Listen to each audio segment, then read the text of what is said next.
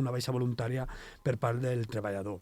Això es va presentar una demanda i el jutjat social en un primer moment va dir que no existia un acomiadament i bé que considerava que efectivament la conducta de la treballadora de no haver anat a treballar després d'aquesta resolució que obligava a incorporar-se al treball, doncs implicava una baixa voluntària perquè la treballadora sabia que tenia que incorporar-se al treball. Això es va presentar un recurs al Tribunal Superior de Justícia a Catalunya i aquest va dictar una sentència dient que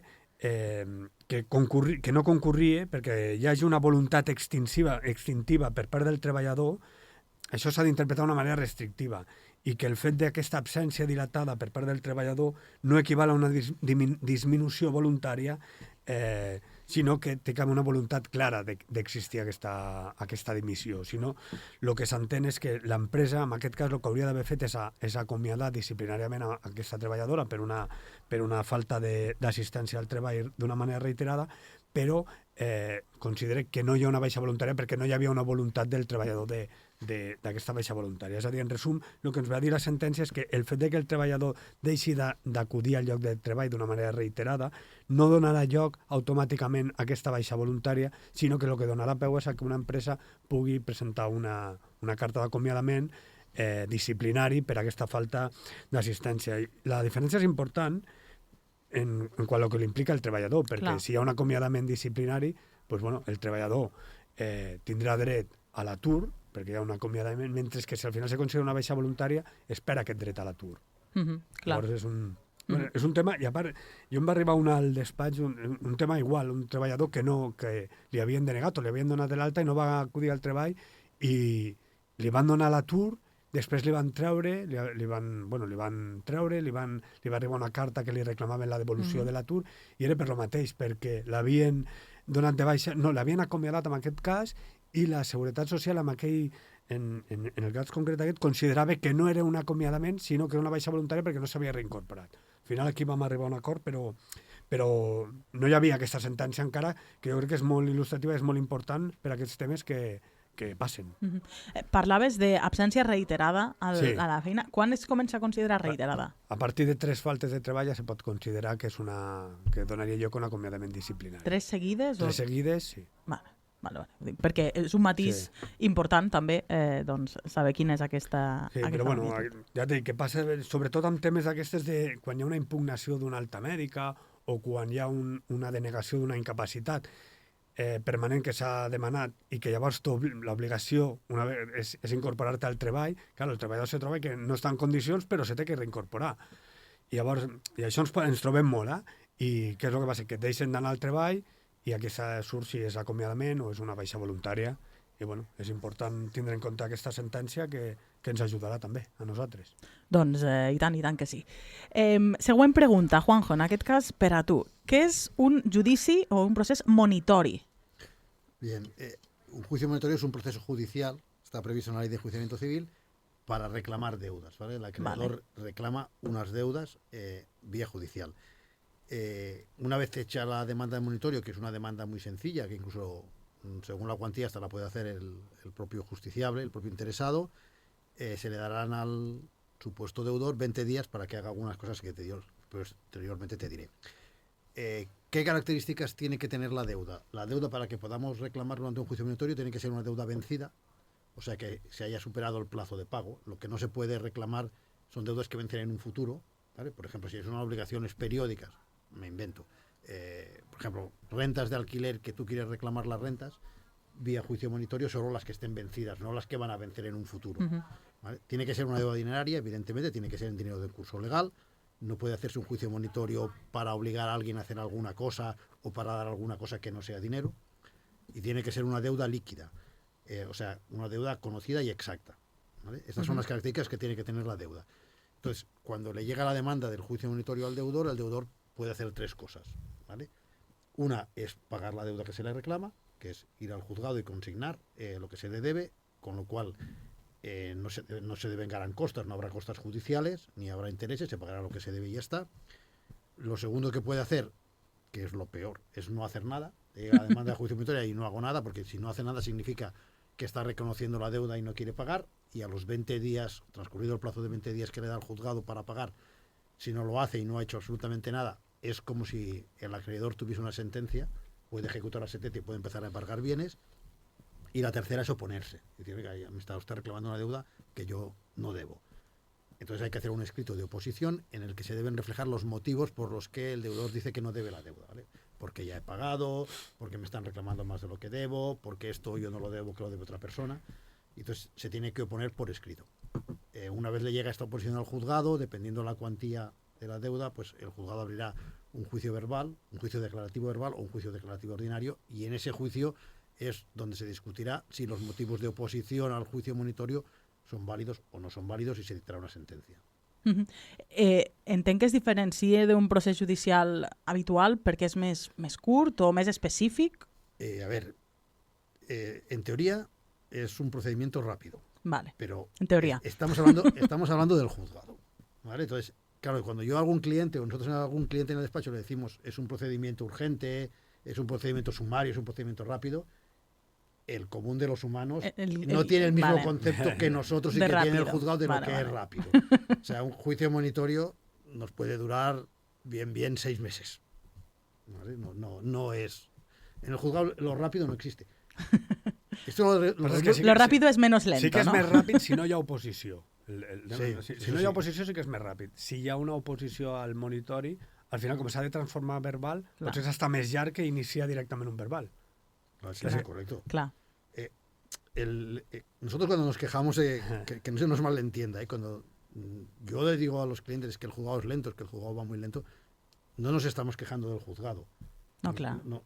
Que conste, nos estamos sí. quejando de la falta de medios que tiene el juzgado claro. o que tiene la Administración de Justicia para que las cosas funcionen como deberían funcionar. Sí. Y eso no es culpa ni de los jueces, ni de los funcionarios del juzgado, ni de Fiscalía. No. Està clar que la culpa és de més amunt. Sí, la culpa va por otros lados. Sí. Va, seguim amb una altra pregunta de l'àmbit laboral, Sergio. Està obligada l'empresa a reincorporar-me després d'una excedència voluntària? Bueno, pues l'excedència voluntària la recull l'Estatut dels Treballadors i diu que els treballadors que tinguin almenys un any d'antiguitat a l'empresa pues, tenen dret a una excedència voluntària que pot anar de 4 mesos a 5 anys. L'obligació que té el treballador és, una vegada arribi el termini d'aquesta excedència, la finalització d'aquesta excedència voluntària, és a sol·licitar a l'empresa el dret a la reincorporació. Però l'empresa no té l'obligació, no hi ha una reserva del lloc de treball, sinó que el que hi ha és un dret preferent a aquest lloc de treball. Llavors, això és important perquè un dels principals problemes de l'excedència voluntària precisament no és el demanar l'excedència, sinó que és amb aquest reingrés al treball. Clar. Perquè una vegada demanes el reingrés al treball, l'empresa te pot dir que no perquè no té una vacant per al teu lloc de treball. Llavors, si en el moment que se sol·licita aquest dret a la reincorporació no hi ha una vacant per nosaltres, se prorroga, aquesta excedència voluntària fins que ens comuniquin que l'empresa disposa d'un lloc de treball. Ara bé, l'obligació d'aquesta comunicació és de l'empresari, però sí que és convenient que el treballador mantingui algun contacte amb companys o d'alguna manera amb l'empresa, amb alguna empresa, per saber si se li està respectant aquest dret de preferència. Perquè si no se li respecta, aquest treballador o bé pot esperar, que té un termini d'un any des que és coneixedor de que hi ha una vacant, des que ell sap que hi ha una vacant un any per poder interposar una demanda. Per tant, ell pot esperar i confiar en l'empresa, o si ell té coneixement de que no se li està respectant, se pot ficar una demanda al jutjat exercint aquest dret a la reincorporació.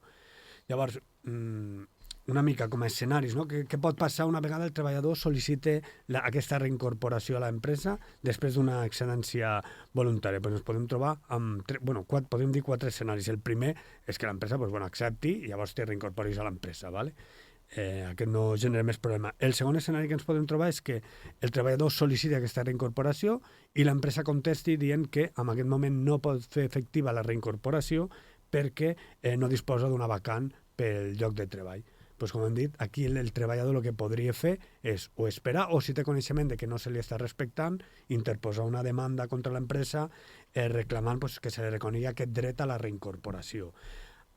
Aquest dret a la reincorporació també pot anar acompanyat d'una indemnització de danys i perjudicis que se valoraria en l'import que ell hauria deixat de rebre en concepte de nòmina des que s'hauria d'haver incorporat fins a que efectivament se li reincorporés. El segon escenari que ens podem trobar és que l'empresa no contesti, que el treballador faci la petició i l'empresa no contesti. En aquest cas, el que s'entén és que l'empresa, amb aquesta no resposta, el que està donant a entendre és que no té una vacant. Per tant, les opcions del treballador seria la mateixa, la d'interposar una demanda reclamant aquest reconeixement del dret a la reincorporació. I el tercer escenari, no, que ens podíem trobar és que l'empresa negui el dret al treballador, que la resposta de l'empresa sigui no te vamos a reincorporar, no te volem reincorporar. ¿Vale? Però no faci menció a l'existència o no d'una vacant, sinó simplement a dir que no vol reincorporar el treballador. En aquest cas, llavors, el que s'entén és que s'està produint un acomiadament tàcit, i llavors aquí el treballador sí que, des d'aquesta resposta, d'aquest moment de la resposta, sí que disposaria d'un termini de caducitat de 20 dies per interposar una demanda d'acomiadament. Ara, jo et faig la pregunta, diguéssim, la que seria la prèvia, que és tots els treballadors o a totes les empreses hi ha dret a agafar-se una excedència? Si es compleixen els requisits de que porti amb l'antiguitat de l'empresa, té dret a l'excedència, sí. Tindria dret a aquesta excedència, demanar una excedència voluntària, però el tema és aquest, que després no tens garantit que tornaràs. Clar. I aquesta excedència pot ser, entenc, que per fer el que tu vulguis en aquest temps. Sí. Són excedències que pots dir, jo vull provar ara anar a treballar en un altre lloc. Demanes una excedència a l'empresa, se compleix els terminis, lo normal és fixar la data de retorn, de mira, jo la demano una excedència d'un any. I una vegada passi el temps, sí que és veritat que aquí sí que el treballador té l'obligació de notificar l'empresa amb 15 dies mínim d'antelació. La llei no t'ho marca, hauríem de mirar el conveni, i hi ha jurisprudència que diu que si no se respecta aquests 15 dies però se demana abans tampoc passaria res, però és important que el treballador comuniqui a l'empresa que s'ha de reincorporar, que es vol reincorporar, perquè si no ho fes, l'empresa sí que podria entendre que hi ha una baixa voluntària del treballador. Vale. Doncs això pel que fa a les excedències. Juanjo, una cosa una mica més alegre a priori. O no. A priori, he dit a priori. En caso per lo civil, quina documentació necessito per fer-ho? Bien, por primero darle la enhorabuena. Para casarse por lo civil, evidentemente, hay que hacer un expediente matrimonial en el registro civil y la documentación que se necesita está muy tasada, ¿vale? Se necesita el original y fotocopia del DNI de cada una de las personas que van a contraer matrimonio, el certificado de empadronamiento de ambos, el certificado literal de nacimiento de cada uno de los miembros. Si la pareja ya tiene hijos, pues tiene que acompañar el libro de familia original y una fotocopia. Una declaración jurada de estado civil de soltería que se hace ante el propio registro civil. Si uno de los dos personas que contraen matrimonio es viudo, pues tiene que traer el certificado de defunción del cónyuge fallecido. Si uno de las dos personas es divorciado, tiene que aportar el certificado del matrimonio anterior en el que consta inscrito en el marginal el divorcio y rellenarle la solicitud en el registro civil. Es todo documentación administrativa. Si es para casarse con un extranjero, entonces lo que hace el registro civil es un expediente gubernativo para controlar que ese matrimonio no sea un matrimonio de conveniencia y que sea un matrimonio consentido.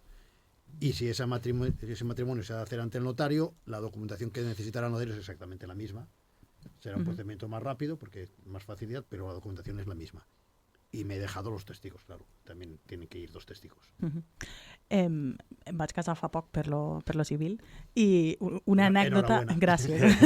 Una anècdota és que quan inicialment vam preguntar quina és la informació, la documentació que necessitàvem, ens van dir que el certificat literal de naixement, el de la meva parella, que ell és nascut a Alacant, ens van dir, no, l'heu d'anar a buscar a Alacant. I vam dir, com? No, al final no va fer falta, però inicialment ens van dir això i vam pensar, no té cap mena de sentit, ara que tot és digital, no? Per sort no va fer falta desplaçar-se per obtenir-lo, però sí, vull dir que ho dic també perquè si a algú d'entrada li diuen no fa falta. No hace falta ir el certificado literal, lo puedes obtener vía telemática. Sí, es el que lo puedes solicitar vía telefónica. Algunos registros civiles llamas y te lo envían a casa. De momento sigue siendo gratuito. Hubo una temporada que decían que iban a privatizar el registro civil y que iban a cobrar por los... Pero no se ha vuelto a oír nada más. Afortunadament. Bueno, tot arribarà. Sí. No tengo ninguna duda. Va, una altra qüestió pel Sergio. Està obligada l'empresa a embargar-me el sou si li demane un jutjat? Bueno, pues la resposta senzilla és que sí. Aquí podríem acabar, no? Però bueno, què és aquest, no? Que és un embargament. Quan es produeix aquest embargo del sou? Bueno, pues si hi ha una persona té un deute pendent i no l'ha cancel·lat, pues en aquest cas l'acreedor està amb el seu dret de sol·licitar al jutge pues bueno, que intervingui els comptes o les nòmines, el que cobri, etc. Llavors, si això ho demana el jutjat, el que fa el jutjat és fa un requeriment a l'empresa per a que li embargui la part del sou. No es pot embargar tot, i això jo crec que ja hem parlat alguna vegada, que ja el salari mínim és inembargable, i després a partir d'aquí hi ha uns trams, hi ha uns percentatges, que és entre el salari mínim i el doble del salari mínim, llavors es pot embargar el 30%, es pot embargar el 50% entre el doble del salari mínim i el triple del salari mínim, i així successivament fins a arribar a un 90% en el cas de que excedeixi del quíntuple del salari mínim interprofessional. Llavors, de cara a l'empresa, com afecta? Pues, com diem, l'empresa rep un requeriment del jutjat que ha de fer un embargament i és l'empresa la que ha de calcular aquest import seguint una mica les instruccions que li mani el jutjat i tenint en compte aquests límits que hem dit. Llavors el que fa l'empresa és reté aquesta part del sou, no, lògicament no se la queda, sinó que el que després fa ho transfereix al jutjat pues, al número, o consigna ja al jutjat el número a l'expedient que li hagin donat. En principi, aquest és el procediment. És un procediment, bueno, un requeriment, l'empresa l'ha de complir, i és veritat que si l'empresa no compleix amb aquest requeriment del jutjat, pues, podria enfrontar sancions. Llavors, sí que està obligada l'empresa a complir amb un requeriment d'embargament del sou d'un treballador. Doncs important també saber-ho. I la darrera qüestió és per al Juanjo, té a veure amb la custòdia dels nens. Puc canviar els meus fills de domicili si tinc la seva custòdia? Pues como ha dicho antes Sergio, la respuesta sencilla es no. Pero ampliemos un poco. Es que la persona que tiene la custodia de los hijos tiene que entender que una cosa es la custodia y otra cosa es la patria potestad. Y las decisiones importantes para los hijos es cuestión de patria potestad y no de custodia, y por lo tanto han de ser consensuadas entre ambos padres, o bien que sea un juez quien lo ordene. El cambio de domicilio es una cuestión que depende de la patria potestad, porque además legalmente así está tasado. Con lo cual, aquí chocan dos derechos, ¿vale? Mi derecho como progenitor custodio a vivir donde me dé la gana, que es lo que establece la Constitución, porque decidir en cualquier lugar, es el artículo 19 de la Constitución, y el derecho del otro progenitor a mantener el contacto con sus hijos y a que se cumpla un derecho de visitas que tiene, que está fijado en un convenio o en una sentencia judicial. Entonces, es una cuestión que si no se llega a ningún tipo de acuerdo entre ambos padres, se tiene que ir al juez y especificar por qué consideras que es mejor o por qué no es mejor el cambio de domicilio.